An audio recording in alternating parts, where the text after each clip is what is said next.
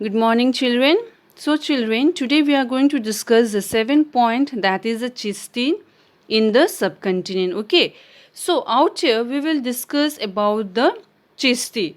That is, the Chishti is also one of the group of Sufism who had migrated to India in late 12th century, and when they migrated to India, they had adopted the Indian tradition and the religious and ritual of the local Indian people. Clear? Now, we will discuss about the life in the Chishti Khankas. Clear? Now, what was the life of the Chishti? We will discuss. Now, the Khankas, as we all know, was a center of social life, right? Now, in the bank of river Yamuna, in Galaspur, the city of Delhi, which is at the city of Delhi. So, out there, hospice, that is the ashram, which we call in Hindi, of Khankas of Sheikh Nizamuddin was there. Clear? Now, how was that hospice of Khankas was built? Let us discuss about it. Now, that it used to comprise of several small room. Clear that Khankas used to have several small room, and it used to have a big hall where the visitor who comes from different part of the country, they used to live in that hall and they used to offer prayer out there. Clear? And in that Khankas, Sheikh used to live. Okay, and he used to live with his family, and the Sheikh used to be attended by his attendants, that we call in Hindi Seva. Clear? And his followers, that is the follower of Sikh, that is his disciple, also used to live out there. Clear?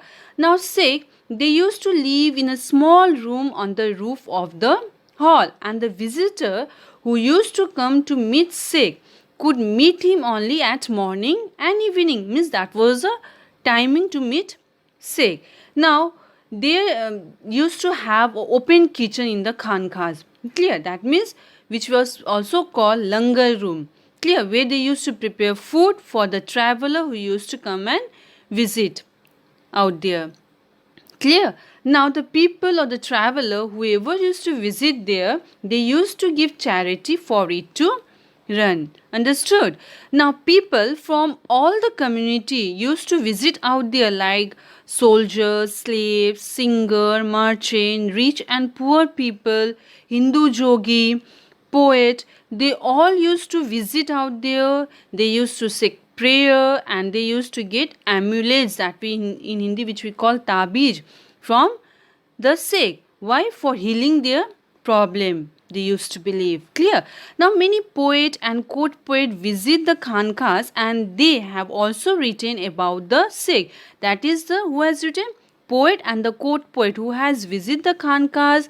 They have met with the Sikh, and when they have met with the Sikh, whatever they found, they have written it.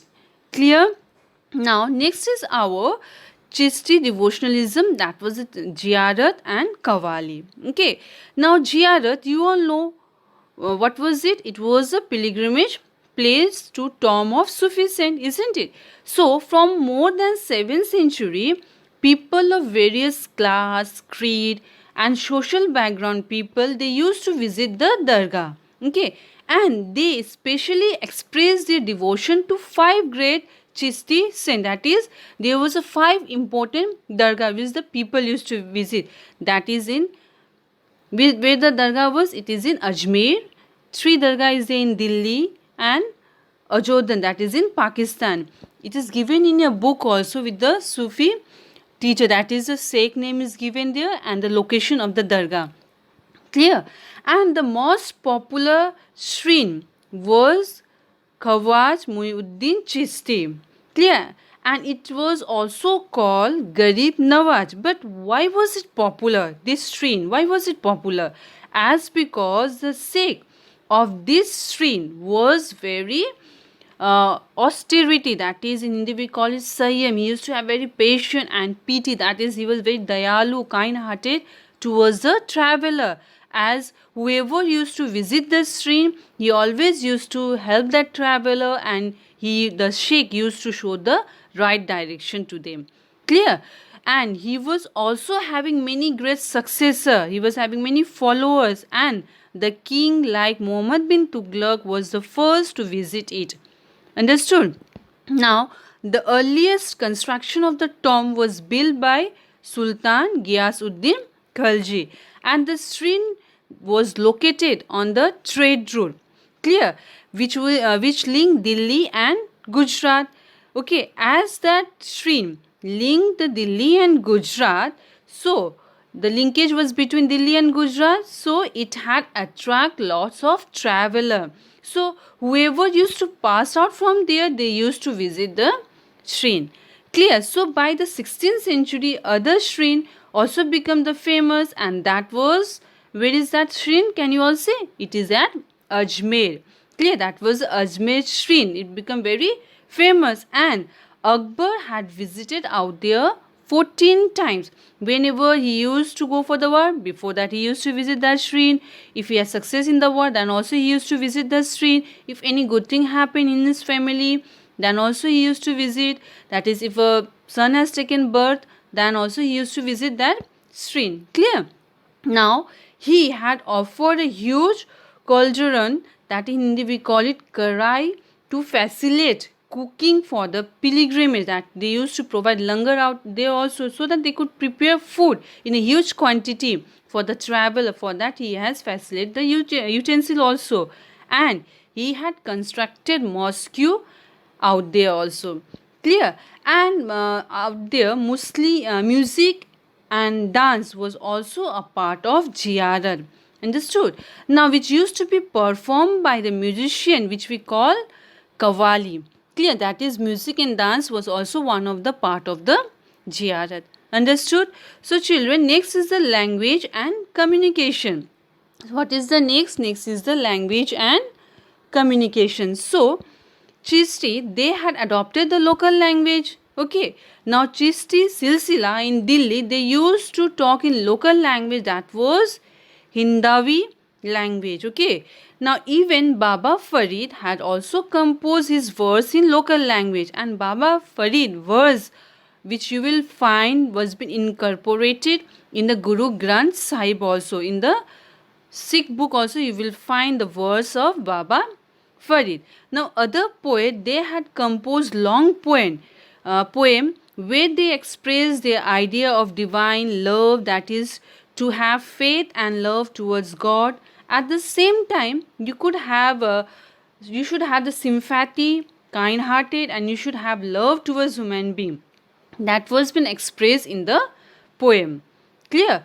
A different Sufi poetry was also been composed in Bijpur, which is at Karnataka, and that poem was short in Dakhani. Clear? Which was in Urdu form. Clear? So this is all about language and communications.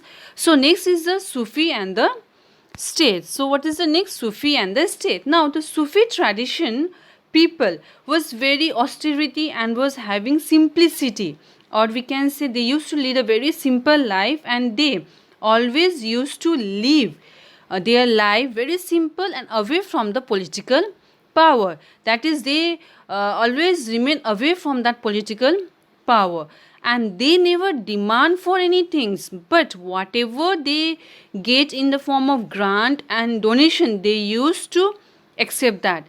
Clear? That is, a grant and donation, whatever they used to get, it might be in the form of cash or good, which used to be given by the political or the ruling elites. So they used to accept that. Clear? Now that is a Chishti, were always free from any kind of tax, and they never, that is Chishti, never keep the grant and donation with them. Then what they used to do with that? That is, they spend that grant and donation, that is the food and clothes. That means to prepare the food, to serve the food, they used to spend all that donations. And langar, which used to be run by them, they used to spend out all their grant and donation out there, that is to serve the people. Clear? Now people used to trust the sheikh. Okay, and even the king used to have good contact, or we can say good relation with Sufi. Why? As they want to get their support, because majority of the people used to trust the sheikh. Clear? So the king, to hold his power, to hold his throne, they used to get the support. So for that reason, they always build a good relation with the Sufi. Clear?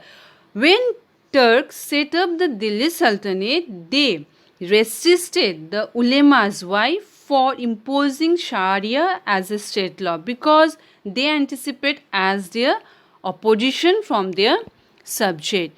Clear? So children, this is all about the Chishti. So in our next class, we will discuss about new devotional part, dialogues and the descent in the North India. That is about the North Indian we will discuss in our next class. Okay. So till then, take care. Thank you.